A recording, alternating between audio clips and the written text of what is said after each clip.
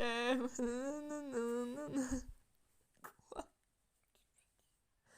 Bon bah les gens on se retrouve aujourd'hui pour une vidéo sur notre... MBTI. Mais en fait je sais même pas exactement ce que ça veut dire, mais je me suis toujours questionnée sur ce truc. C'est pas un truc par rapport à l'identité ou je sais plus quoi. Si. Si. Bah go, hein, c'est Jess qui va commencer, ensuite ça sera moi. Non, c'est toi d'abord. Pourquoi? Parce que. T'as même pas d'argument. Mais j'ai pas besoin. Mais t'en as jamais.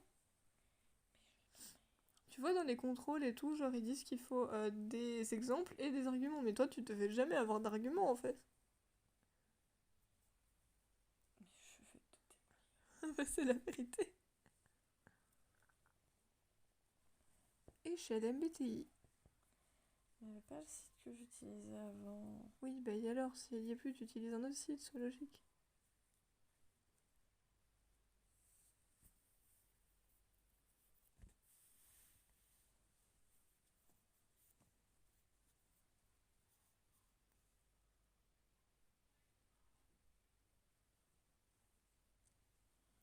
Bon, bah tant pis, on va faire le premier qui s'affiche.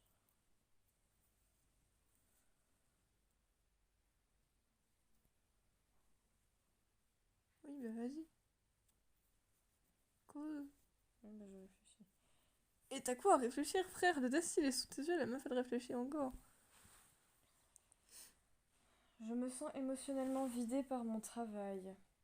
Jamais, quelques fois par an, une fois par mois, plusieurs fois par mois, une fois par semaine, plusieurs fois par semaine, tous les jours. Oui, bah l'école, oh, adapte-toi. Plusieurs fois par semaine. Je me sens à bout à la fin de ma journée de travail. Plusieurs fois par semaine. Je me sens fatiguée lorsque je me lève le matin et que j'ai à affronter une autre journée de travail.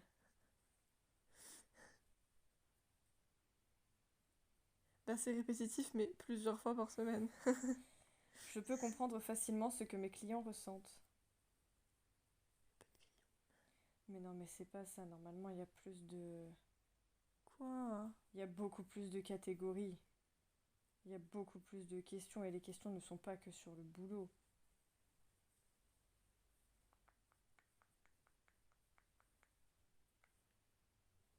Bah, je sais pas.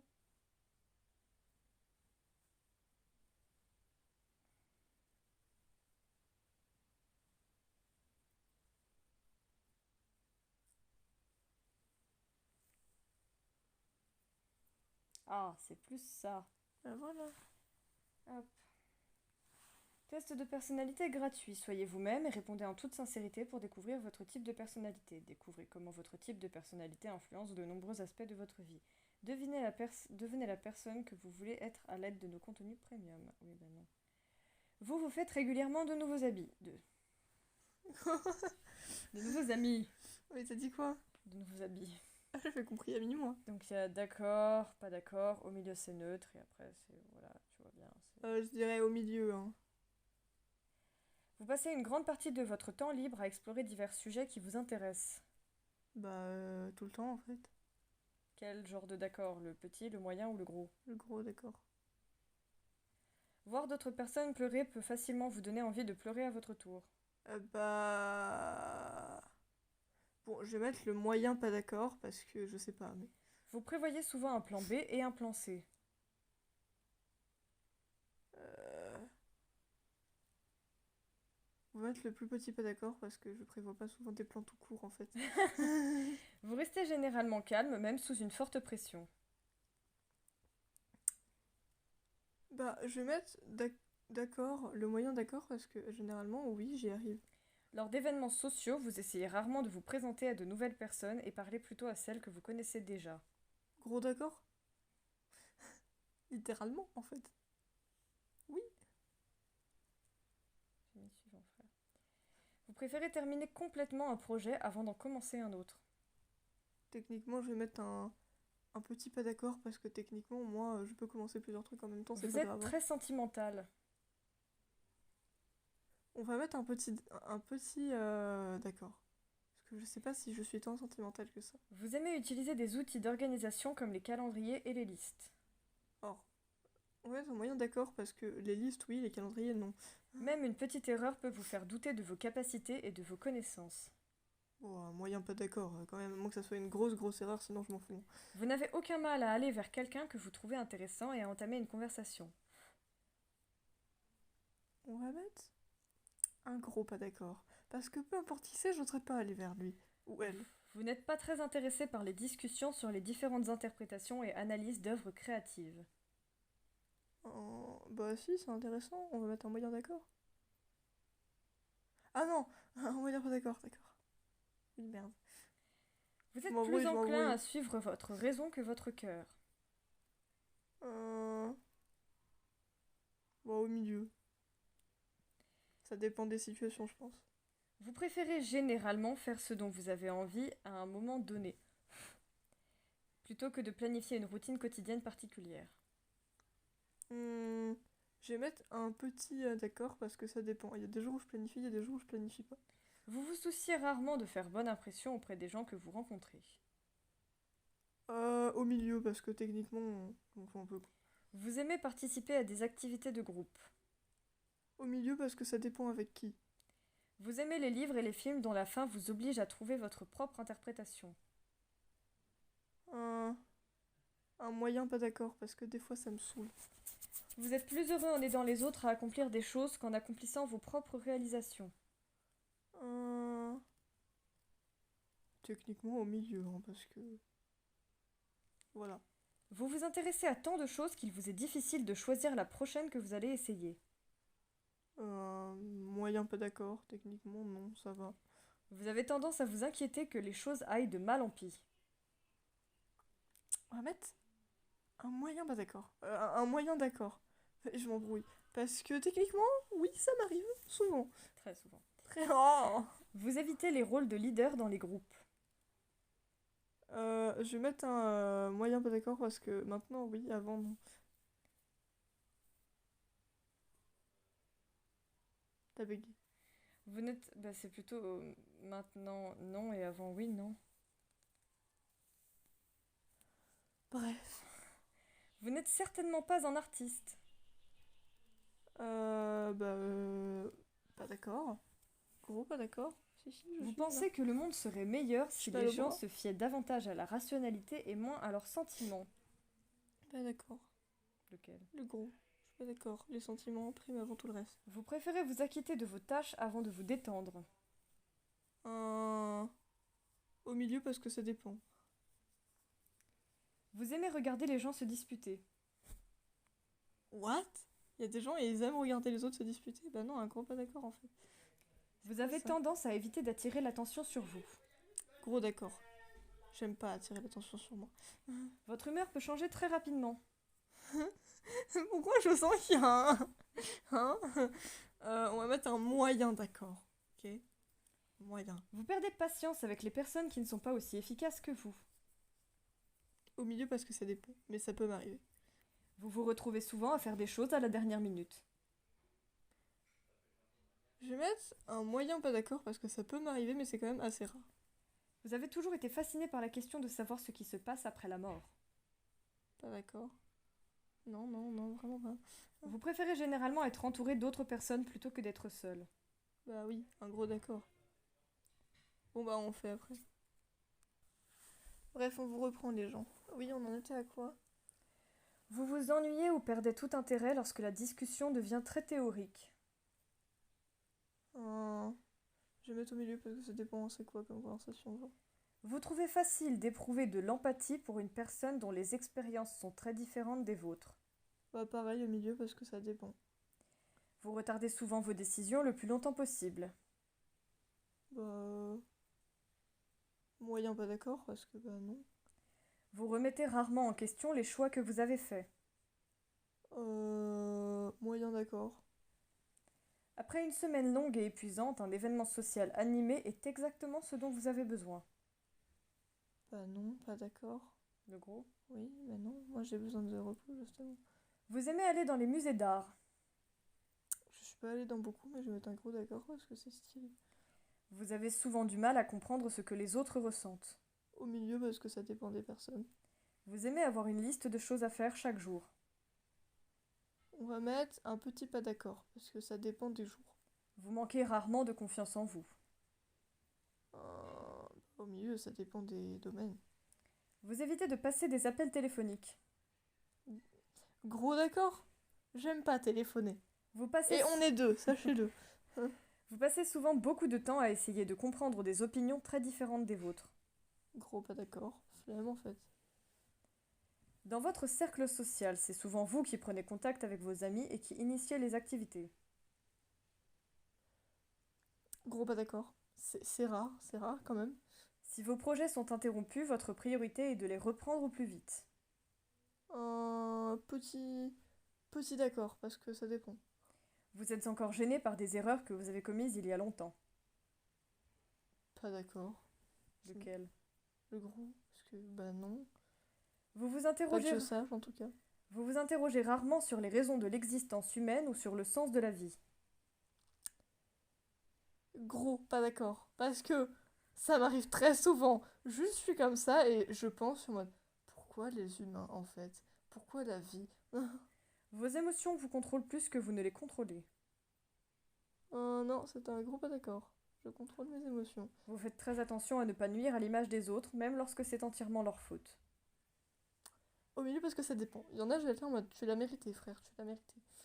Votre style de travail personnel s'apparente davantage à des explosions d'énergie spontanées qu'à des efforts organisés et cohérents.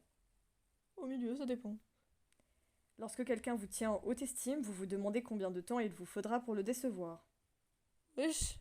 Bah non, gros pas d'accord, c'est quoi ça? Vous adoreriez avoir un emploi vous obligeant à travailler seul la plupart du temps. Je vais mettre au milieu parce que forcément ça dépend. Si c'est avec des gens que j'aime bien, bah ça va me déranger, mais sinon oui, je préfère être seule. Vous pensez que réfléchir à des questions philosophiques abstraites est une perte de temps. Non, un gros pas d'accord. Parfois je pense à des trucs philosophiques sans raison donc. Vous vous sentez plus attiré par les lieux à l'atmosphère animée que par les lieux calmes et intimes. Hmm, Au milieu, parce que ça dépend clairement les lieux en fait. Vous savez au premier coup d'œil ce que ressent quelqu'un. Gros pas d'accord? Non? Comment je suis censée savoir? Je suis pas dans sa tête. Vous vous sentez souvent submergé. Moyen d'accord. Ça m'arrive mais pas tout le temps quand même, faut pas abuser frère. Vous terminez les choses méthodiquement sans brûler les étapes. Bah oui, d'accord. Un gros d'accord, ça la plupart du temps oui. Vous êtes très intrigué par les questions jugées polémiques. Un petit pas d'accord, pas plus que ça. Vous laisseriez passer une bonne occasion si vous pensiez que quelqu'un d'autre en avait plus besoin.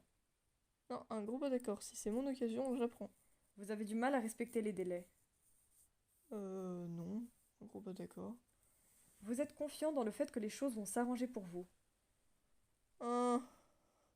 Comment dire? On va mettre un petit d'accord, parce que je suis confiante, mais pas beaucoup. And it's time for the results. Votre type de personnalité est architecte, Bien sûr. INTJ. Les architectes sont des intellectuels imaginatifs et stratégiques doués d'un plan pour tout. Bah, écoute, cool, hein. Énergie, tu es 32% extraverti et 68% introverti. Ça m'étonne si peu. Les personnes introverties ont tendance à préférer des interactions sociales peu fréquentes mais riches et significatives et se sentent souvent attirées par des environnements plus calmes. C'est vrai. Esprit, 56% intuitif, 44% observateur. Les personnes intuitives sont très imaginatives, ouvertes d'esprit et curieuses. Elles apprécient l'originalité et se concentrent sur les significations cachées et les possibilités lointaines. Bah, c'est vrai aussi. Nature, techniquement. 51% pensée, 49% sentiment. Les personnes de type pensée se concentrent sur l'objectivité et la rationalité, rejetant souvent les émotions au profit de la logique. Elles ont tendance à faire primer l'efficacité sur l'harmonie sociale. Tactique, 63% jugement, 37% prospection. Les personnes de type jugement sont résolues, minutieuses et très organisées. Elles apprécient la clarté, la prévisibilité et l'accomplissement, préférant la structure et la planification à la spontanéité. Identité, 64% assuré, 36% prudent. Les personnes assurées sont sûres d'elles, d'humeur égale et résistent au stress. Elles refusent de s'inquiéter outre mesure et ont tendance à être confiantes en elles-mêmes lorsqu'elles essaient d'atteindre leurs objectifs.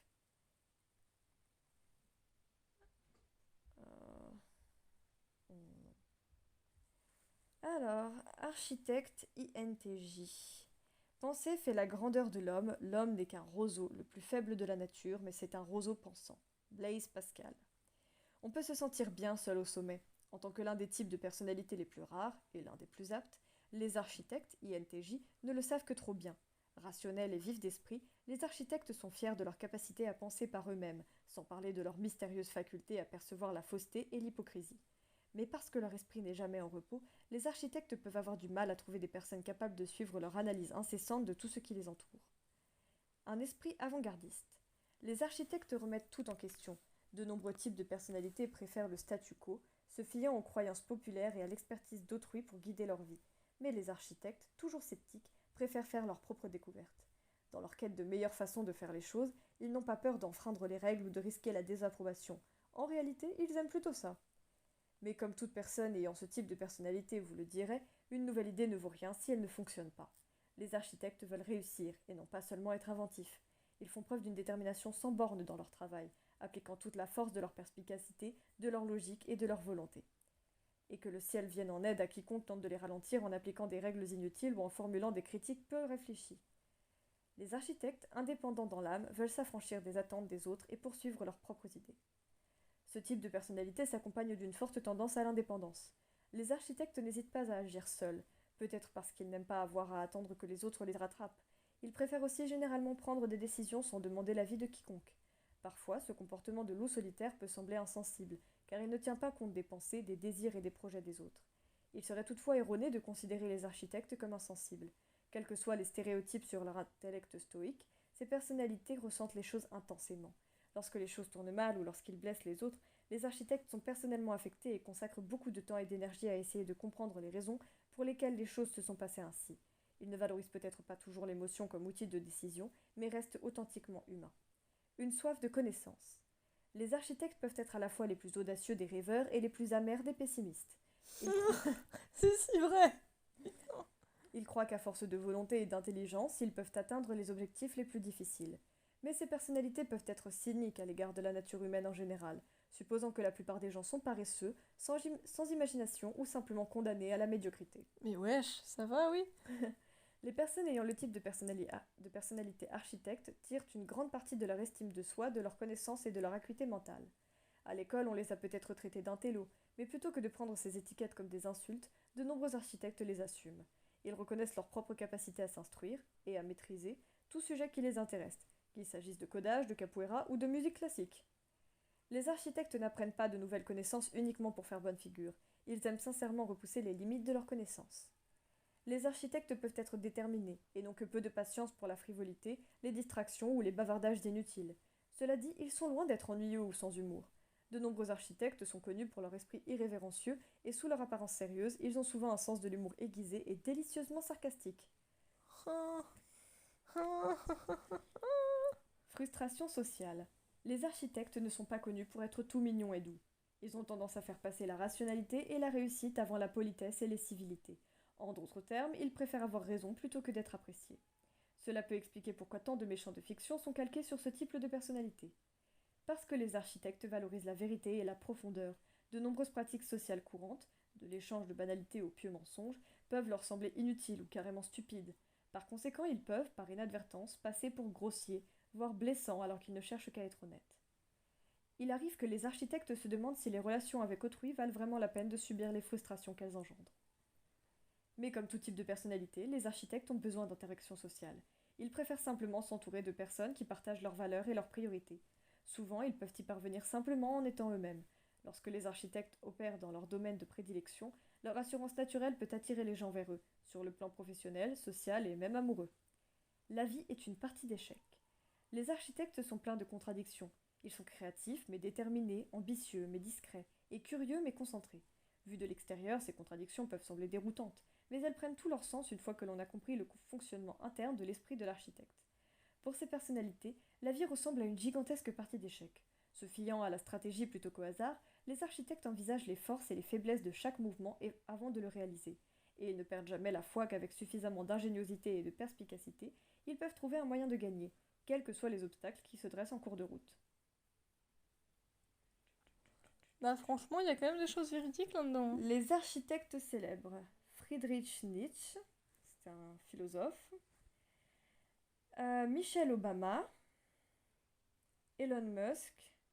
Christopher Nolan, Arnold Schwarzenegger, Colin Powell, Samantha Power, Walter White Heisenberg de Breaking Bad, Peter Baelish Littlefinger de Game of Thrones, Tywin Lannister de Game of Thrones, Yennefer of Wengerberg de The Witcher series, Tiens. Gandalf the Grey de The Lord of the Rings, Tiens. Professor Moriarty de Sherlock Holmes series, Mais attends, mais même Moriarty. Katniss Everdeen de The Hunger Games, Seven of Nine de Star Trek Voyager et Jay Gatsby de The Great Gatsby. Voilà. Bon bah c'est ton tour. Par Mais contre, je crois que c'est le type de personnalité que Jade m'a dit qu'elle était. En ayant refait le test. ouais, on est récemment. les architectes. Bon du coup les gens, on vous dit au revoir pour cette vidéo puisque on va faire le MBTI de Jess dans une autre vidéo.